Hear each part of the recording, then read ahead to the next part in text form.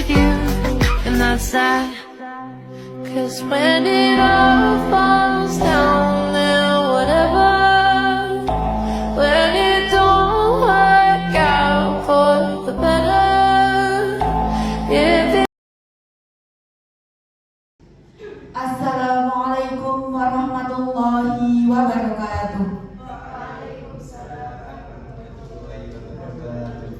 Alhamdulillahirabbil alamin. Wa bihi nasta'in wa ala umurid dunya waddin.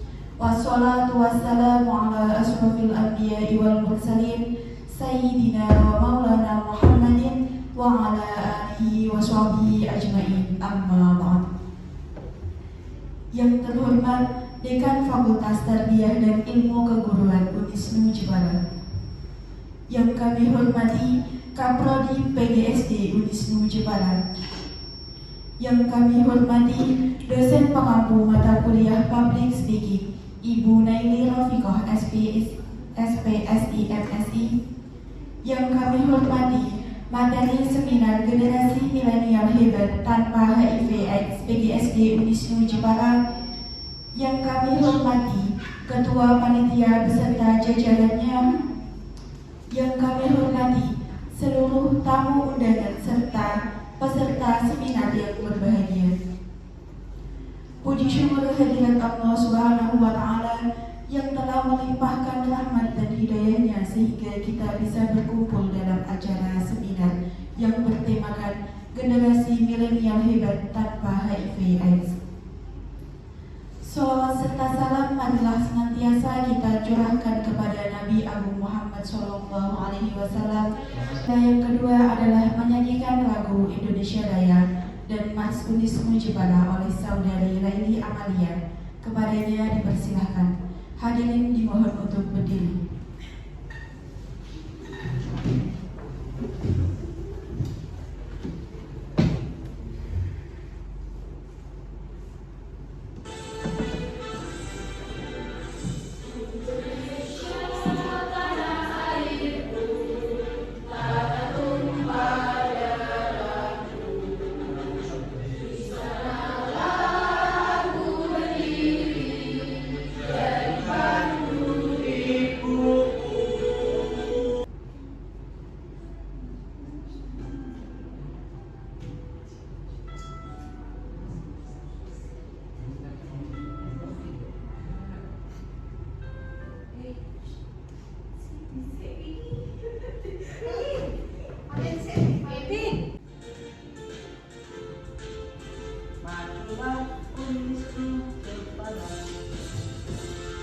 Bertabur bintang berderak dengan terang, itulah harapan Unisnu Jepara. Hadirin dimohon untuk duduk kembali.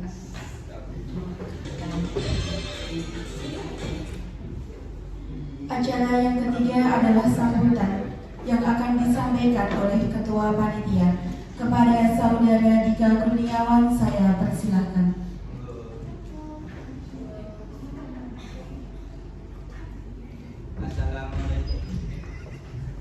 Assalamualaikum warahmatullahi wabarakatuh. Waalaikumsalam warahmatullahi wabarakatuh. Yang terhormat dosen pengampu mata kuliah Pendidikan Public Speaking Ibu Naili Rofiqoh SPSI MSI. Yang saya hormati para tamu undangan serta panitia. Alhamdulillahirabbil alamin wassalatu wassalamu ala asyrofil anbiya'i wal mursalin wa ala alihi wa sahbihi ajmain. Amma ba'd. Puji syukur marilah kita panjatkan kehadirat Allah Subhanahu wa Ta'ala yang senantiasa memberikan kita banyak nikmat dan kesehatan sehingga kita bisa berkumpul pada pagi hari ini untuk mengikuti seminar. Salawat serta salam kita haturkan kepada Nabi Muhammad SAW. Semoga kita mendapatkan syafaatnya hingga akhir hari nanti. Amin. Para hadirin yang saya hormati, pada kesempatan kali ini saya selaku Ketua Panitia mengucapkan terima kasih kepada tamu undangan yang telah menyempatkan dan berkenan hadir pada acara seminar kali ini dengan tema Generasi Milenial Hebat Tanpa HIV/AIDS. Hadirin yang saya hormati, demikianlah sambutan dari saya. Mohon maaf apabila ada salah kata atau apapun. Wassalamualaikum warahmatullahi wabarakatuh.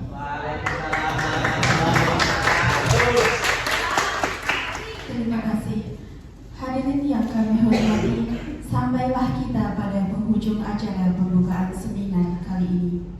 Mari kita tutup pembuka acara pada pagi hari ini dengan bacaan Al-Fatihah ala hadiniyah Al-Fatihah.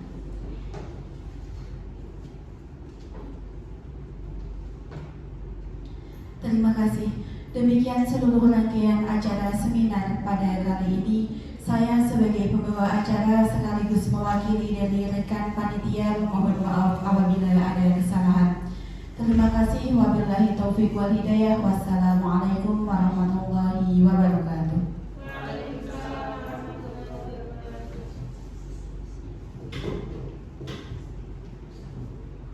Selanjutnya saya serahkan kepada moderator. Assalamualaikum warahmatullahi wabarakatuh. Terima kasih kepada MC atas kesempatan yang diberikan. Dalam seminar pagi hari ini membahas tentang generasi milenial hebat tanpa HIV/AIDS, di mana kita ada 2 pemateri. Nanti sebelumnya saya akan membacakan CV pemateri. Yang pertama, nama lengkap Sita Oktaviana, tempat tanggal lahir Jepara 6 Oktober 2003, alamat Kedung Cino, RT 14 RW 05, Kecamatan Jepara, Kabupaten Jepara. Jenis kelamin perempuan, agama Islam, status mahasiswa, nomor HP 085 867 295 207, email sitaoktaviana@gmail.com. Riwayat pendidikan yang pertama TK Tarbiyatul Atfal Banjaragung tahun 2008 sampai 2009. 2. SDN 4 Kedung Cino tahun 2009 sampai 2015. 3. MTS Rodotul Ulum Suawal tahun 2015 sampai 2018. 4. MA Hashim Ash'ari Bangsri tahun 2018 sampai 2021. 5. Unisnu Jepara tahun 2021 sampai sekarang. Pengalaman organisasi yang pertama PRI PPNU Desa Kedung Cino Jabatan Bendahara tahun 2021. Yang kedua PRI PPNU Desa Kedung Cino Jabatan sebagai Ketua tahun 2022. Yang ketiga PAJ IPPNU Kecamatan Jepara Jabatan sebagai Sekretaris Departemen Kaderisasi tahun 2022. Yang keempat HMPS PGSD Unisnu Jepara Jabatan sebagai Wakil Bendahara tahun 2022.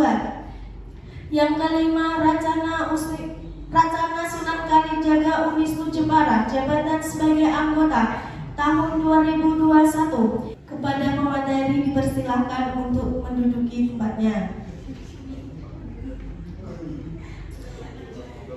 Yang kedua, nama lengkap Vina Mayadina, tempat tanggal lahir Jepara 04 September 2002, alamat Banjaragung RT 03 RW 05, Kecamatan Bangsri Kabupaten Jepara, jenis kelamin perempuan, agama Islam, status mahasiswa, nomor HP 081 390 21 8569, email vinamayadina119@gmail.com. Riwayat pendidikan yang pertama TK Tarbiyatul Atfal Banjaragung tahun 2007 sampai 2009. Yang kedua MI Matoliul Ulum Banjaragung tahun 2009 sampai 2015. Yang ketiga MTS Matoliul Ulum Banjaragung tahun 2015 sampai 2018. Yang keempat MA Matoliul Ulum Banjaragung tahun 2018 sampai 2021. Yang kelima, Unisnu Jepara tahun 2021 sampai sekarang. Pengalaman organisasi yang pertama, PRI Penuh IPPNU Desa Banjaragong, jabatan sebagai Departemen Publikasi dan Jurnalistik tahun 2018 sampai 2021. Yang kedua, PRI Penuh IPPNU Desa Banjaragong, jabatan sebagai Departemen Penerangan dan Dakwah tahun 2022. PAT Ibnu IPPNU Kecamatan Bangsri, Departemen Jaringan Komunikasi Pesantren tahun 2022. Yang keempat, PMII Rayon Tarbiyah dan Ilmu Keguruan, jabatan sebagai Biro Advokasi tahun 2022. Yang kelima, Rajana Sunan Kalijaga Unisnu Jepara, jabatan sebagai anggota tahun 2021. Yang keenam, UKK Al-Hikmah Unisnu Jepara, jabatan sebagai Bidang Jaringan Komunikasi dan Informasi tahun 2022. Yang ketujuh, BEM FTIK sebagai jabatan sebagai Biro Sosial dan Kemasyarakatan tahun 2022. Pemateri dipersilakan.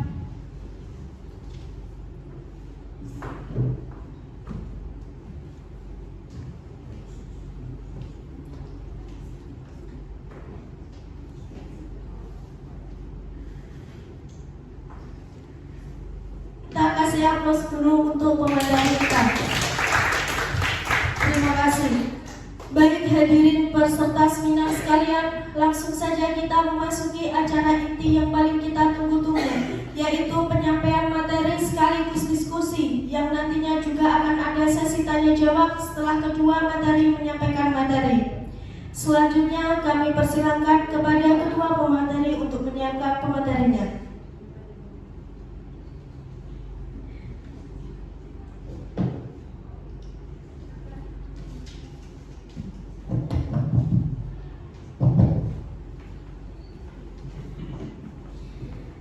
Sebelumnya saya izin berdiri di sini ya.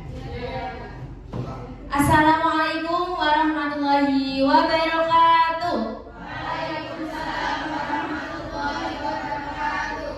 Selamat pagi teman-teman semua. Bagaimana kabarnya?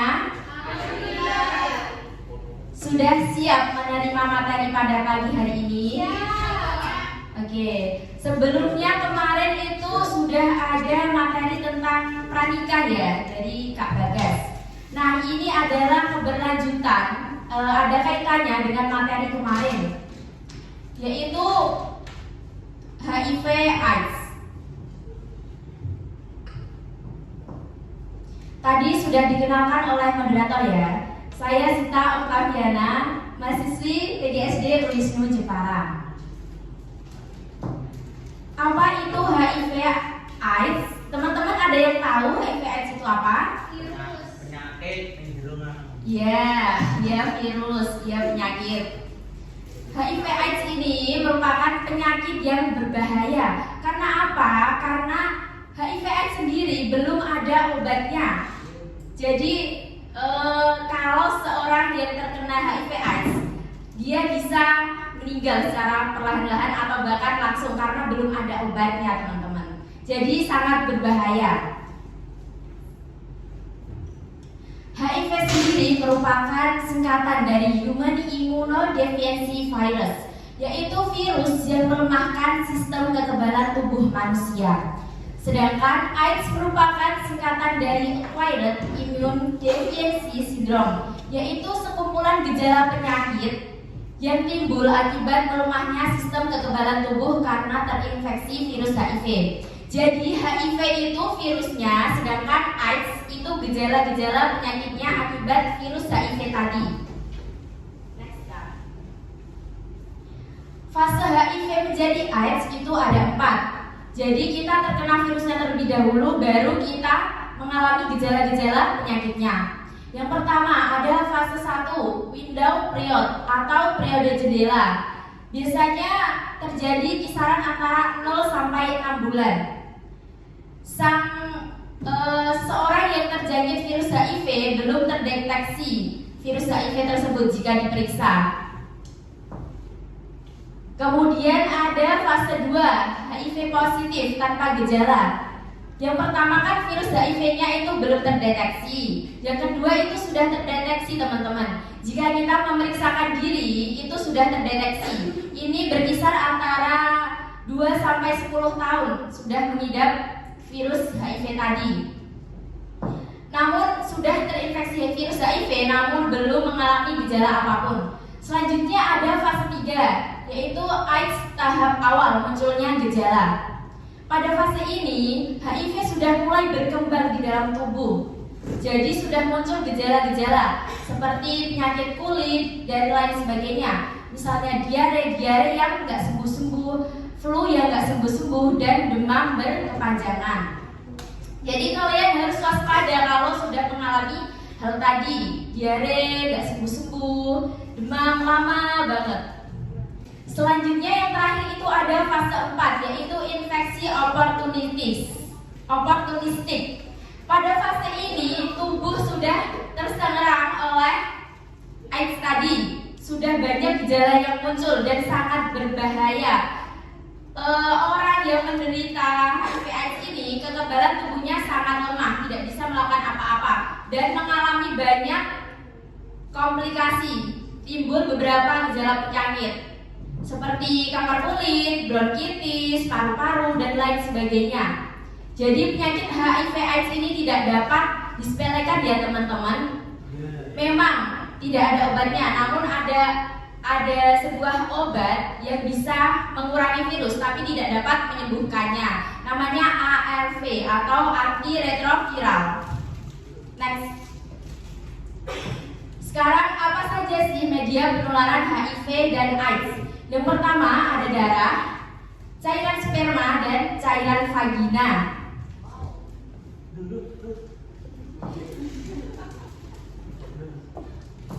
Kemudian cara mencegah HIV dan AIDS melalui beberapa metode yaitu A, B, C, D, E.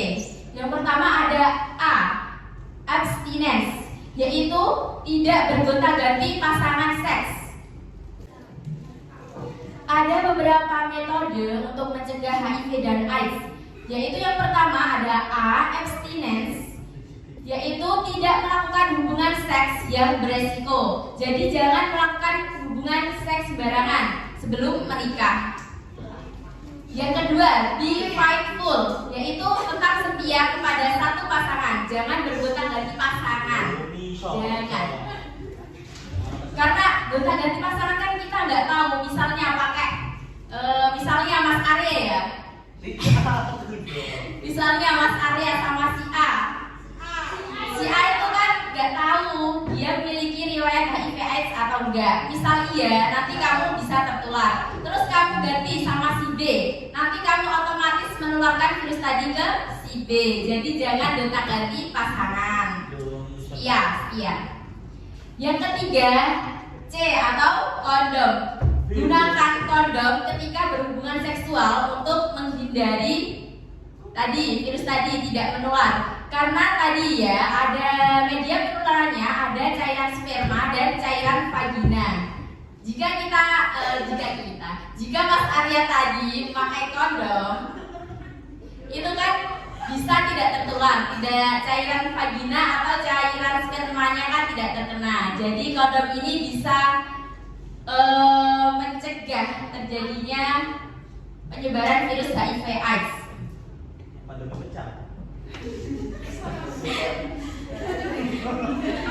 Dilapisi. Kat.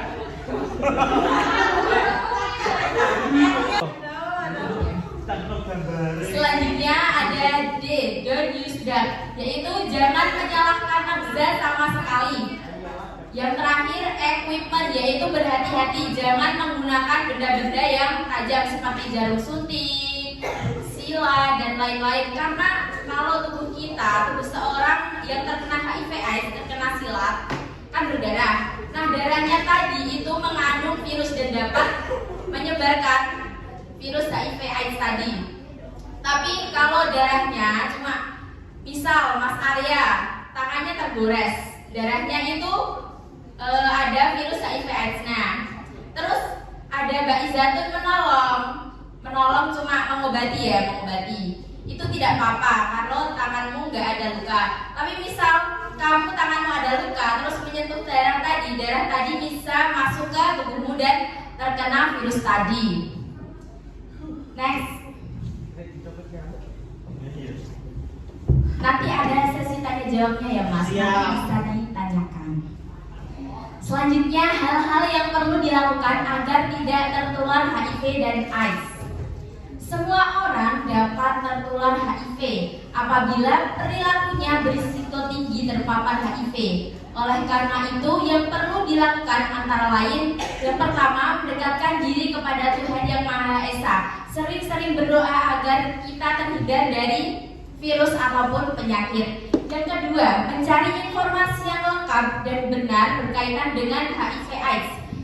HIV/AIDS tidak dapat dilihat dengan mata ya. Belum tentu misal ada seseorang yang diarenya nggak sembuh-sembuh, itu belum tentu dia HIV/AIDS ya. Harus dicek terlebih dahulu, diperiksakan.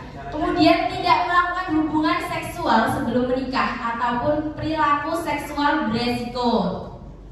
Kemudian mendiskusikan secara terbuka permasalahan seksualitas remaja kepada orang tua, guru, teman, atau orang yang memiliki pengetahuan terhadap isu tersebut. Jadi teman-teman kalau ada masalah seksual itu jangan sungkan-sungkan untuk cerita ke orang yang dipercaya.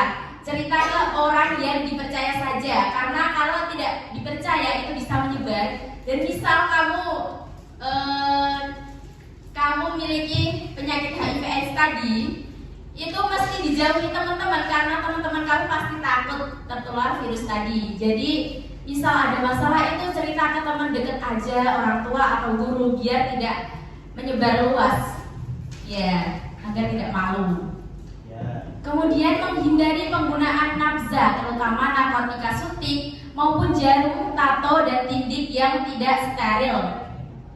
Biasanya cowok-cowok jangan menggunakan nafza ya, jangan menyalahgunakan nafza sama sekali. Nafza itu apa ya Kak? Narkoba, psikotropika, dan zat adiktif lainnya. Hobinya aku bodret ya. Tenangan jiwa. Gak boleh Mas. Kemudian tidak melakukan kontak langsung percampuran darah dengan orang terpapar HIV, karena tadi darah merupakan salah satu alat penyebaran virus HIV tadi. Dan yang terakhir, menghindari perilaku tidak sehat dan tidak bertanggung jawab. Jadi teman-teman semua harus menjaga kesehatan dan makan makanan sehat agar tidak terpapar penyakit atau virus apapun. Nah, selanjutnya sudah selesai. Selanjutnya akan dilanjutkan oleh pemateri yang kedua. Tepuk tangan dong.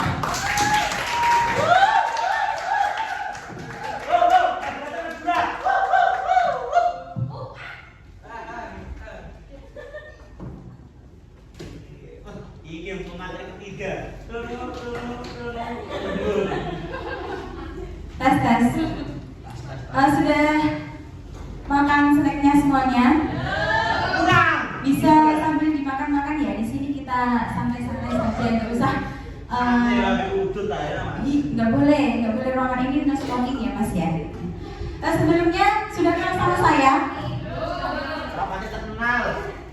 Ya udah, saya perkenalkan diri dulu. Nama saya Vina Maya Dina dari mahasiswi PGSD Unisnu Jepara. Udah tahu kan? PGSD itu apa ya Kak? PGSD itu Pendidikan Guru Sekolah Dasar. Sudah terkenal. Udah banget. Nah. Sekarang lagi booming Kak. Administrasinya apa? Oke teman-teman, sebelumnya masih semangat semuanya? Kita ice breaking dulu ya. Nanti kalau saya bilang merah tepuknya 1 kali, kuning tepuknya 2 kali, hijau tepuknya 3 kali, dan hitam tidak usah tepuk. Paham? Merah tepuknya 1 kali, kuning tepuk 2 kali, hijau tepuk 3 kali, kalau hitam tidak usah tepuk, paham? Nah, oke, siap? Ready? Ya. 1, 2, 3. Merah. Yang kompak dong. Merah, kuning, hijau, hitam, merah, hijau, hitam, merah, hijau, hitam, merah, hijau, kuning, kuning, merah, hitam. Nah, udah. Berarti kalian masih fokus semuanya ya? Ya, lanjut. Kita akan membahas tadi sudah diterangkan oleh pemateri yang pertama apa itu HIV/AIDS dan sebagainya. Sekarang kita belajar bagaimana cara mengetahui terinfeksi HIV dan AIDS.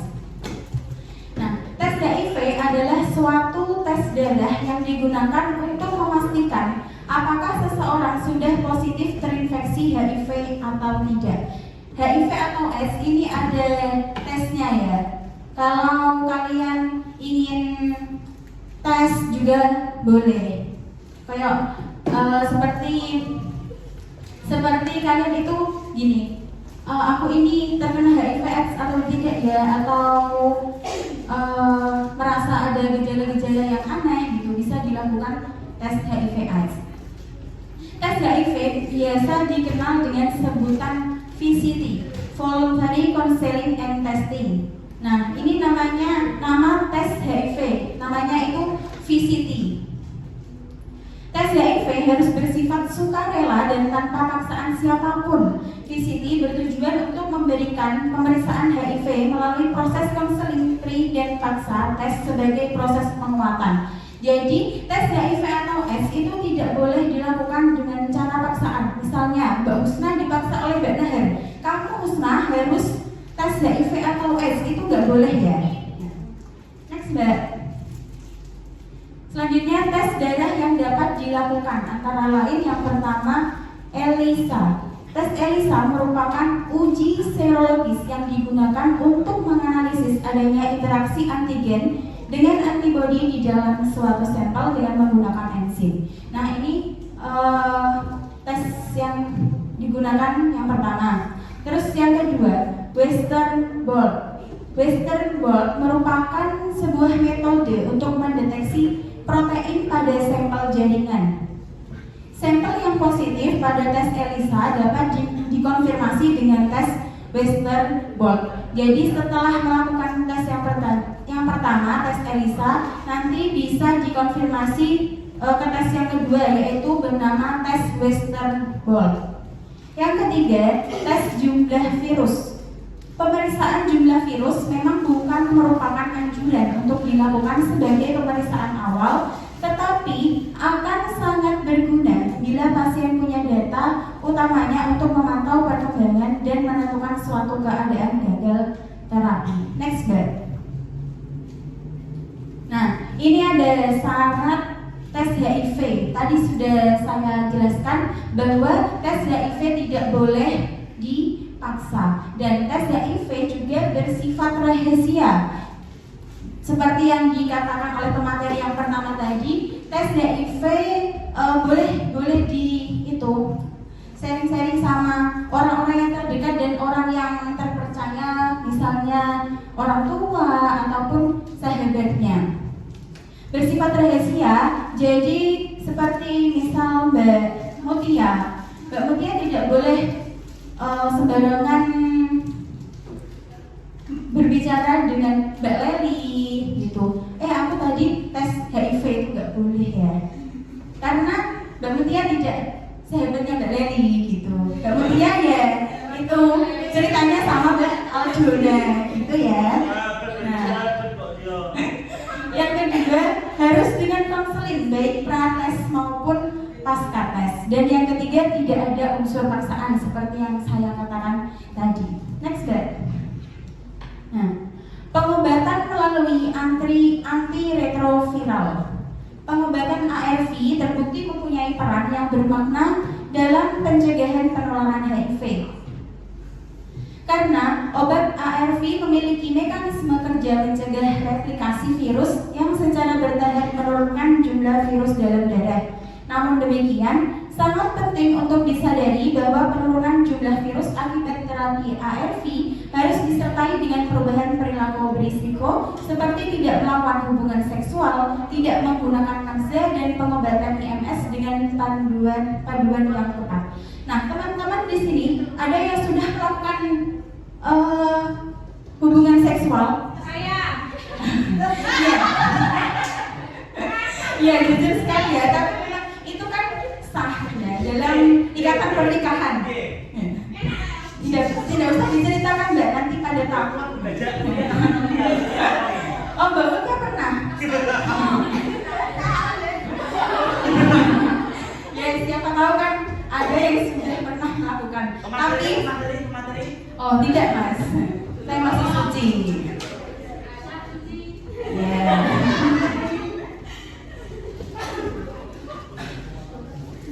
Nah, teman-teman semuanya, jika kalian belum menikah, belum ada ikatan pernikahan, jangan sesekali melakukan hubungan seksual. Oke? Siap? Gak boleh latihan, Mas. Nanti kamu itu bisa sendiri tanpa berlatih itu sudah jago. Saya sudah cari-cari sama Mbak Leli.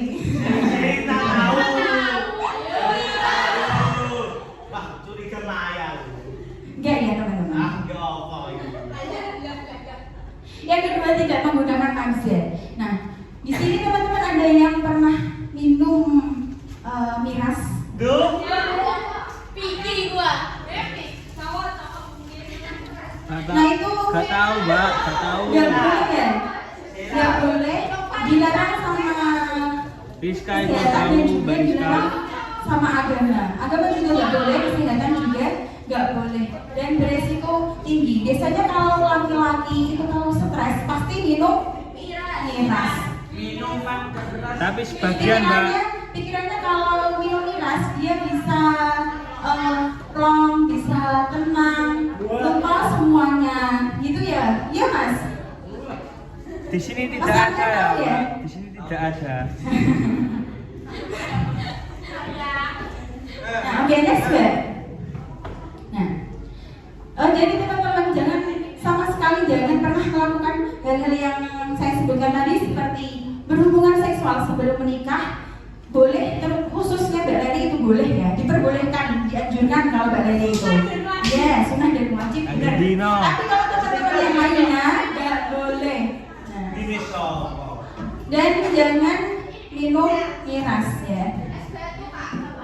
Boleh, itu. Hal-hal yang dapat dilakukan oleh ODIF dan masyarakat. Nah, teman-teman di sini udah pada tahu ODIF itu apa? Nah, ODIF itu adalah orang dengan HIV. Nah, orang yang terkena HIV. Oleh ODIF yaitu hal-hal yang dapat dilakukan oleh ODIF yaitu mendekatkan diri pada Tuhan. Nah, dia itu jangan sesekali meninggalkan sholat gitu. Kalau kita kan Islam semuanya ya, jadi jangan meninggalkan sholat, beribadah gitu. Pokoknya selalu mendekatkan diri kepada Tuhan. Oke. Yang kedua, menjaga kesehatan fisik. Nah, teman-teman semuanya harus fisiknya harus dijaga benar-benar. Ini masih muda, perjalanan masih panjang, fisiknya harus sehat. 3. Menghindari penyalahgunaan nafsa. Seperti yang saya katakan tadi, jangan sesekali. Nafsa itu narkotika, psikotropika, dan zat adiktif lainnya. Jangan sesekali minum miras contohnya. Dan yang keempat, menghindari hubungan seksual tidak aman. Nah, ini harus diantisipasi. Sekarang kan pergaulan bebas itu banyak ya di sekitar kita. Teman-teman SD, SMP itu sudah banyak yang melakukan pergaulan bebas, yaitu hubungan seksual. Yang kelima, berusaha mendapatkan terapi HIV dan AIDS. Kalau sudah terkena HIV atau AIDS itu harus melakukan terapi-terapi. Nah, yang terakhir tetap bersosialisasi dengan masyarakat dan juga kelompok dukungan. Jadi orang yang terkena HIV atau AIDS jangan dikucilkan. Dia harus diberi semangat, harus diberi dorongan bahwa kamu itu bisa sembuh, kamu itu bisa sehat. Gitu ya. Oke teman-teman. Yang selanjutnya yaitu hal-hal yang dapat dilakukan oleh masyarakat. Nah, masyarakat peduli dengan penanggulangan epidemi HIV dan AIDS. Nah, seperti yang saya katakan tadi, masyarakat di sekeliling orang yang mempunyai penyakit HIV atau AIDS itu harus didorong, harus disemangati, harus diberi dorongan.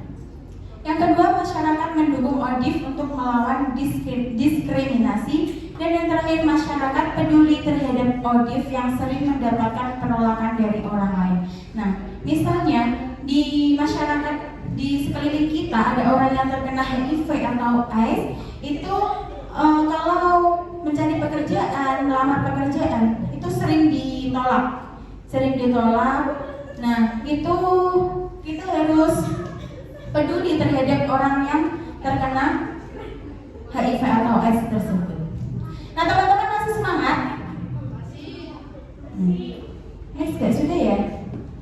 Nah, ini sudah selesai. Selanjutnya saya kembalikan ke moderator.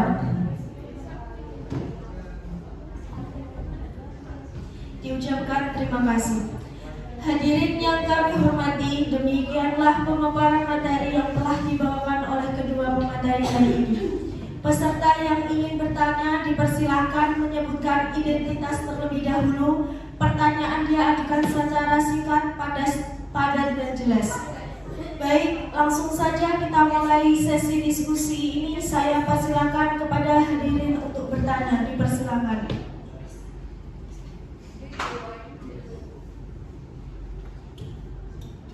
Dipersilakan untuk bertanya. Ya, Mbak Tara, dipersilakan. Sebelumnya terima kasih kepada kakak moderator. Perkenalkan, saya Alfa Tenahar, saya mahasiswi PGSD Universitas Jepara. Ingin bertanya kepada narasumber Kak Sita. Untuk penyebaran HIV/AIDS, apakah ASI termasuk penyebarannya atau tidak? Terima kasih.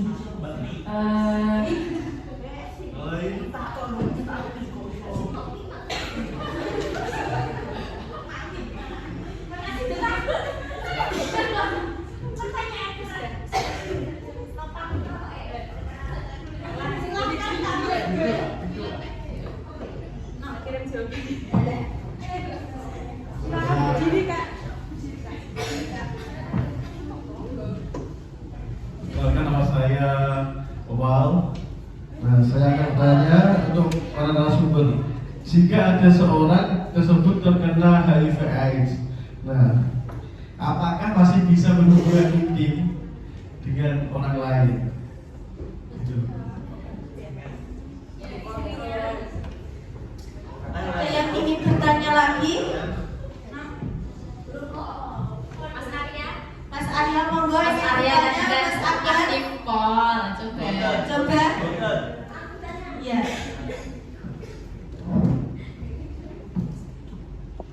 Baik, saya ingin bertanya,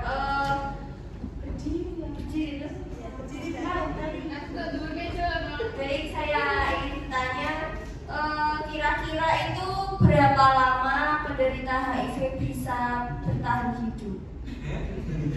Kan resikonya kan Meninggal. Ya, itu kira-kira Tergantung malaikat yang jawab. saya tidak Mas Arya mau bertanya? Mas Arya mau bertanya? Boten usah. Oh iya. Terima kasih atas pertanyaan. Ya, monggo. Takut terus. Takut kok gak jajan ya?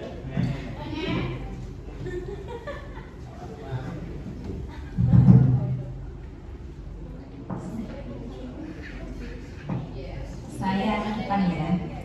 Menjawab pertanyaan dari Mbak Nahar, apakah ASI bisa menjadi media penularannya? Misal ada seorang ibu kan menyusui, terus menyusui anaknya, apakah anaknya bisa terinfeksi atau tidak? Gitu ya Mbak. Jadi sudah dijelaskan tadi, media penularan HIV/AIDS itu ada darah, cairan sperma, dan cairan vagina. Jadi apabila ada seorang ibu yang menderita HIV/AIDS kemudian menyusui anaknya, itu anaknya tidak terpapar virus tadi, kecuali misal anaknya tadi tidak sengaja menggigit ibunya, payudaranya, kemudian ada perlukaan yang menyebabkan darah tadi masuk ke dalam tubuh balita tadi, jadi bisa tertular. Jadi saya sarankan untuk ada ibu yang sudah menyusui ketika menderita HIV/AIDS itu mendingan air susunya dipompa aja, dipompa kemudian ditaruh botol baru diberikan ke si bayi agar menghindari tadi perlukaan tadi agar tidak menular. Gitu, bagaimana Mbak Nahar? Ya.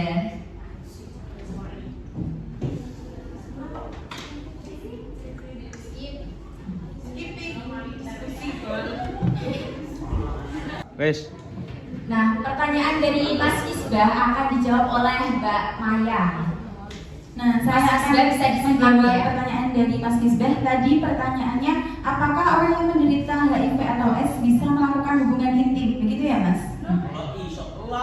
Orang yang mempunyai penyakit HIV atau AIDS itu tetap bisa berhubungan intim, Mas, tetap bisa, tapi harus hati-hati. Misalnya Mas Misbah sudah terkena HIV atau AIDS, dia berhubungan sama istrinya bernama Bariska, contoh ya, istrinya itu Bariska, jadi Bariska harus hati-hati, bisa pakai kondom untuk mengantisipasi penyakit menular HIV atau AIDS itu, begitu Mas. Iya, pakai kondom ya Mas. Gitu. Bariska juga harus hati-hati, jangan anggur.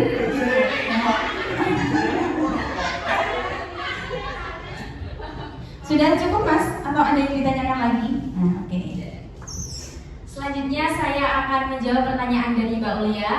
Tadi pertanyaannya berapa lama orang yang menderita HIV/AIDS bertahan hidup? 1 hari. Jadi tergantung dari orang yang terkena HIV/AIDS tadi. Jika dia putus asa dan tidak mengobati dirinya, itu bisa cepat. Belum tentu sih, karena ada prosesnya. Terkena virus terlebih dahulu itu kisaran 0 sampai 6 bulan itu belum terdeteksi. Kemudian bisa terdeteksi itu sekitar 2 sampai 10 tahun baru terdeteksi. Kemudian baru mengalami gejala-gejala AIDS seperti diare tidak sembuh-sembuh, demam berkepanjangan dan lain sebagainya. Itu sudah terdeteksi. Makanya kita harus tes HIV terlebih dahulu supaya tahu kita terinfeksi HIV atau tidak. Kemudian yang terakhir, kalau sudah parah itu pastinya kekebalan tubuhnya sudah sangat lemah, tidak bisa apa-apa dan mengalami berbagai gejala penyakit. Itu dari kalau misal sang ODIF tidak mau mengobati dirinya, itu mungkin 10 tahun lebih ya, karena nggak langsung gimana ya. Jadi HIV itu berproses, nggak langsung sakit berat nggak, tapi pertama kita kena virusnya dulu, terus kemudian lemah, cuma demam, terus kemudian baru ke penyakit-penyakit yang berat. Kalau mau lama hidupnya, kalau masih ada semangat hidup, pengen hidup ya, itu bisa mengkonsumsi suatu obat antiretroviral ARV tadi. Tapi tidak menjamin untuk sembuh karena HIV/AIDS ini belum ada obat penyembuhnya. Cuma ada obat tadi, itu cuma untuk mengurangi virus di dalam darahnya, nggak bisa sembuh tapi bisa bertahan lama hidupnya, insya Allah kalau minum obat tadi. Gitu Mbak Ulia, jadi nggak tentu, jadi tergantung dari ODIF-nya juga. Bagaimana? Terima kasih. Teman-teman, ada yang masih mau bertanya lagi? Sudah nggak ada? Oke, selanjutnya kalau sudah tidak ada dari kita pemateri, kurang lebihnya mohon maaf yang sebesar-besarnya jika ada salah kata maupun perbuatan yang kurang berkenan. Dari kami, wassalamualaikum warahmatullahi wabarakatuh.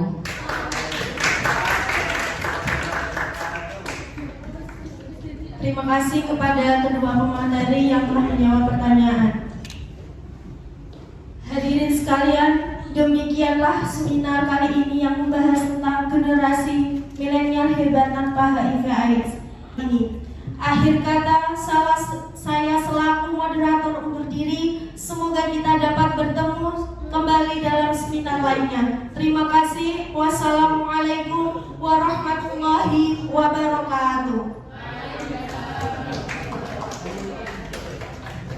Selanjutnya pemberian sertifikat kepada pemateri yang akan diberikan kepada ketua panitia.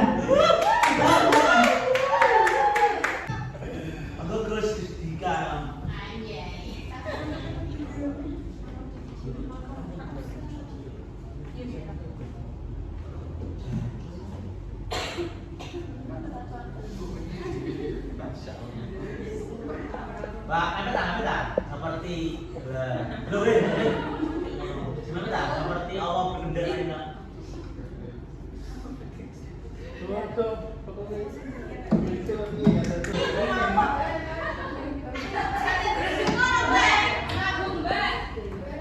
Terima kasih. Selanjutnya kita akan foto bersama, oke? Oke.